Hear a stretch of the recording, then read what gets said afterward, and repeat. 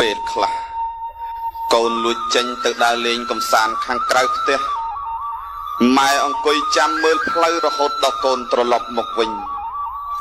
កូនមិនបានដេកម៉ែក៏សម្រានមិនលក់ដែរឯកូនវិញពេលធ្វើខុសចំពោះម៉ែតើមានដែលសុំខមាទោសចំពោះម៉ែដែរឬទេកូនខ្លះខណៈពេលដែលម៉ែខឹងទើបសប្បាយចិត្តចំពោះសកម្មភាពអកតញ្ញូរបស់ខ្លួន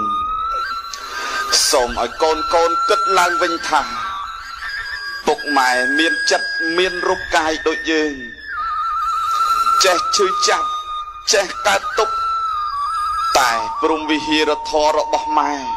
គឺអភ័យនឹងមិនប្រកាន់ទុក្ខកូនឡើយនឹកឃើញកាលនៅវ័យក្មេងយើងឃើញម៉ែកាន់ស្រាក់ទៅវត្តកូនក៏សួរម៉ែថាទៅណាម៉ែក៏ឆ្លើយដោយគ្មានការធុញទ្រាន់ម៉ែទៅវត្តណាកូនម្ដាយ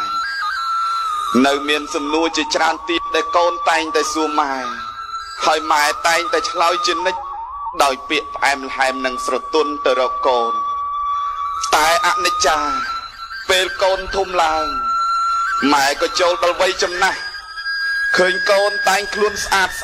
ចេញទៅខាងក្រៅម៉ែក៏សួរកូនម្ដាយទៅណាកូនខ្លះបែរជាស្រែកកំហោកសម្លុតឲ្យម៉ែហើយឆ្លើយយ៉ាងគំរោះគំរើយថាទៅដើរលេងសួររាល់តែថ្ងៃមិនចេះធុញទ្រាន់សោះសាក់នឹកស្រមៃបន្តិចមើលថាកាលពីក្មេងម៉ែឆ្លើយនឹងសំណួរដែលយើងសួរដដែលដូចម្ដេចខ្លះប៉ុន្តែនៅពេលដែលម៉ែសួរសំណួរនេះទៅកូនបែរជាយល់ថាម៉ែជាមនុស្សនិយាយច្រើនរំខានមានខ្លះរហូតដល់និយាយឆ្លើយជាមួយម៉ែហាក់ដូចជាមិនមែនជាម៉ែមិនចាំបាច់មករវល់ជាមួយនឹងខ្ញុំទេរឿងរបស់ខ្ញុំគ្មានអ្វីតាក់ទងនឹងម៉ែឯងទេពេលខ្លះម៉ែអាចនិយាយរអ៊ូរទាំច្រើនបន្តិច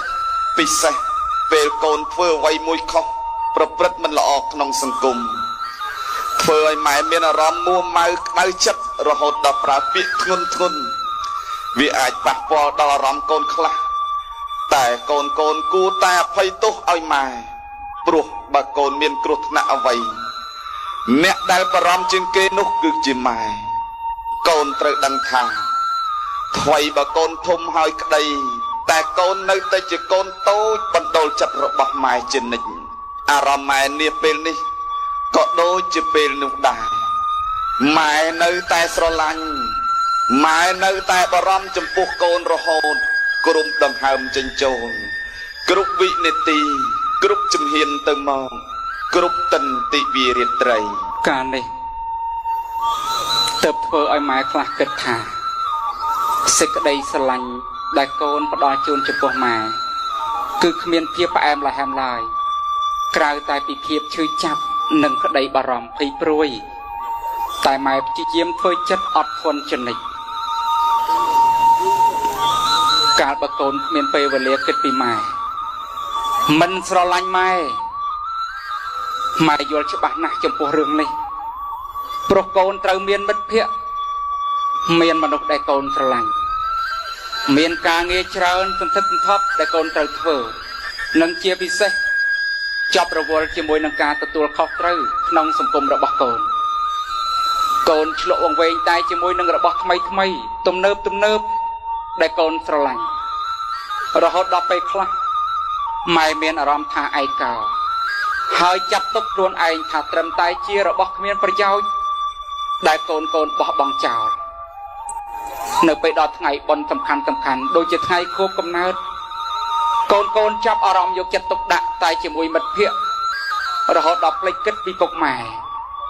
ជំនួសឲ្យការសាកសួរពុកម៉ែត្រូវការពិសាអ្វីពុកម៉ែត្រូវការអ្វីកូនបែរជាសួរមិត្តភក្តិទៅវិញមិត្តភក្តិត្រូវការអ្វីចង់ហូបអ្វីពេលដឹងហើយក៏ស្វះស្វែងរកឲ្យមិត្តភក្តិឲ្យតតែបានថ្ងៃកំណើតកើតជប់លៀងច្រៀងសប្បាយមិត្តចិត្តឆ្ងាយ មកស្វាគមន៍ច្រើនអណែកសូសំណើចសើចសប្បាយឃើញនឹងភ្នែកស្លៀកផ្លែកផ្លែកហូបឆ្ងាញ់ឆ្ងាញ់គ្មានខ្វល់អ្វីតែសូសើចអាចសូយំរំដំចិត្តមនុស្សម្នាក់ពិតដែលនៅចិត្តយើងរាល់ថ្ងៃមនុស្សម្នាក់នោះដែលរងកម្មស្ទើរខ្សិនខ្សៃតែចុងក្រោយបានត្រឹមយំហូរនេត្រាអោថ្ងៃនោះនិងថ្ងៃនេះខុសគ្នាណាស់ថ្ងៃនោះច្បាស់ម៉ែត្រូវខ្សែខ្សិនមរណាតែថ្ងៃនេះកូនតបបាយសើចហឺហាអោអនិច្ចានេះឬមនុស្សក្នុងលោកីពេលពោពោះរស់ដូចប្រែតសោយផលកម្មពេលប្រសូតដូចសត្វនរកក្នុងអវជ័យពេលកូនធំចិញ្ចឹមកូនដូចខ្ញុំដាច់ថ្លៃពេលដឹងក្តីអាចរស់បានច្រើនម៉ែចោលតើហេតុអ្វីនាំគ្នាហៅថ្ងៃកំណើតគួរហៅថាថ្ងៃឲ្យកំណើតទើបត្រឹមត្រូវពាក្យជូនពរគួរតែកែជូនម៉ែទៅឲ្យម៉ែនៅរស់បានសុខគ្រាចុងក្រោយឈប់ទៅឈប់ធ្វើបុណ្យខួបកំណើតយកពេលកើតមកតបគុណដល់ម៉ែឪរំលឹកគុណលោកទាំងទ្វេតន់រស់នៅកុំចាំទៅទើបស្ដាយក្រោយសោយសោកាថ្ងៃចូលឆ្នាំថ្មីឬថ្ងៃបុណ្យសំខាន់ជាច្រើនទៀតក្នុងចិត្តរបស់កូនមានពេលគិតគូរចំពោះមនុស្សជាច្រើនដែលជាពិសេសសម្រាប់កូនគិតដល់មនុស្សទាំងនោះរហូតដល់គ្មានពេលសំបីទំនេរដ៏តូចមួយសម្រាប់នឹកគិតដល់ម៉ែកូនតែងតែពោលពាក្យពីរោះជាមួយនឹងមនុស្សដទៃជានិច្ចតែសម្រាប់ម៉ែដែលជាមនុស្សស្រឡាញ់និងស្មោះត្រង់ចំពោះកូនជាងគេគ្រាន់តែម៉ែធ្វើអ្វីដែលកូនមិនពេញចិត្តបន្តិចបន្តួចនោះកូនក៏បង្ហាញអាការៈច្រងេងច្រងាងដាក់ម៉ែពោលពាក្យអក្សរថាម៉ែល្ងងម៉ែមិនដឹងអ្វីគ្មានបានការអ្វីទុមុខសើកតើកូនធ្លាប់គិតដែរទេថាម៉ែឈឺចាប់ប៉ុណ្ណានៅពេលឃើញកូនសម្លាញ់ធ្វើដូច្នោះដាក់ខ្លួនពេលខ្លះម៉ែអាចទៅពួនសំងំយំតែម្នាក់ឯងអន់ចិត្តខ្លះតូចចិត្តខ្លះព្រោះកូនមិនស្រឡាញ់ម៉ែដូចតែម៉ែស្រឡាញ់កូនតែទីបំផុតម៉ែក៏នៅតែអភ័យទោសចំពោះកូនដដែលហាក់ដូចជាគ្មានរឿងអ្វីកើតឡើងអីចឹងឯងចូលកូនទាំងអស់គ្នាចងចាំក្នុងបេះដូងរបស់ម៉ែគឺមានតែរូបកូនម្នាក់ប៉ុណ្ណោះថ្ងៃណាកូនមានវិបត្តិអ្វីសូមថ្លៃវិលមករកមេត្តាម៉ែនៅរងចាំ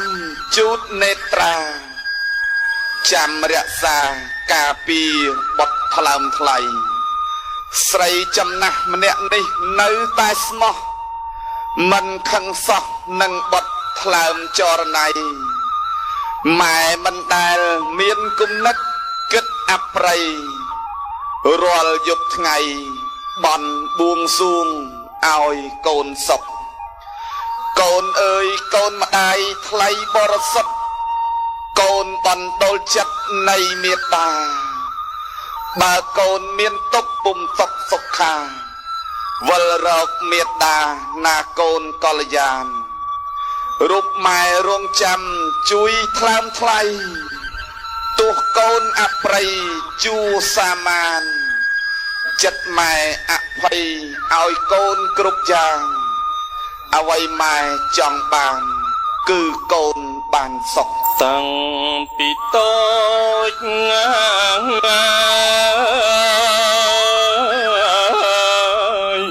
ម៉ែឪ សា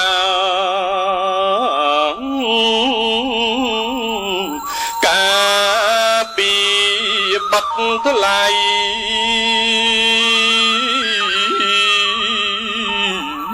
សំបីស្រមោចញើ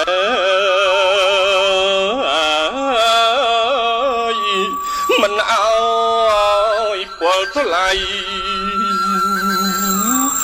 ថ្នាក់ថ្ន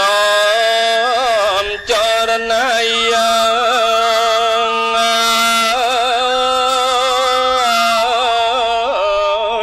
ដោយក្តីស្នេហា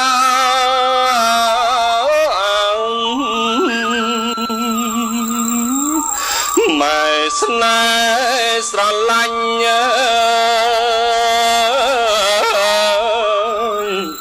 បីបំថ្នមខ្នាញ់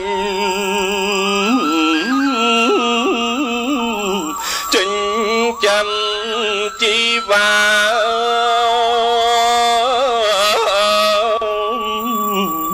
ម្ដាយមិនហ៊ានឆ្ងាយ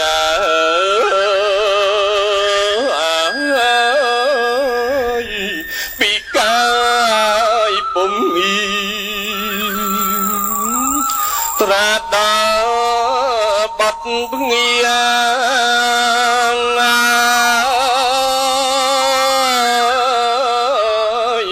មុំចូលរៀនបាន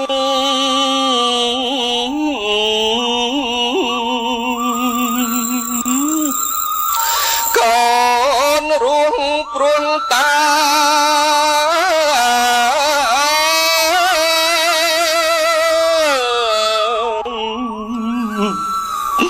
ទឹកដល់អ្នកមកចំរាញ់ពីប្រា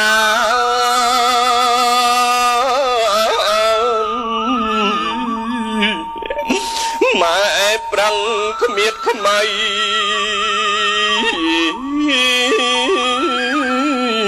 ផ្ដល់កូនសិក្សា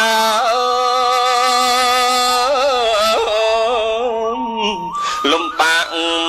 នឿយហត់ណា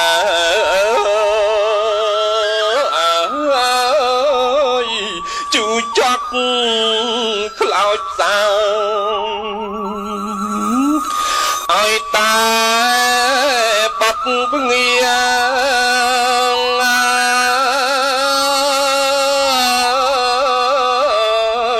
បានរៀនចេះដឹង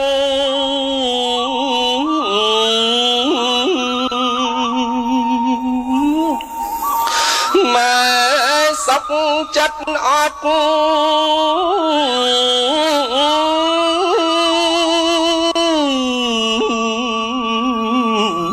កូ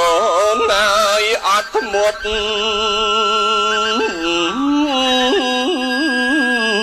ខំថ្នាក់ខ្នែងប្រឹង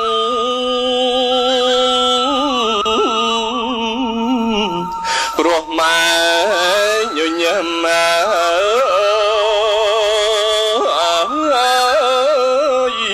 សង្ឃឹមតន្ទឹងចង់ឃើញប្រលឹង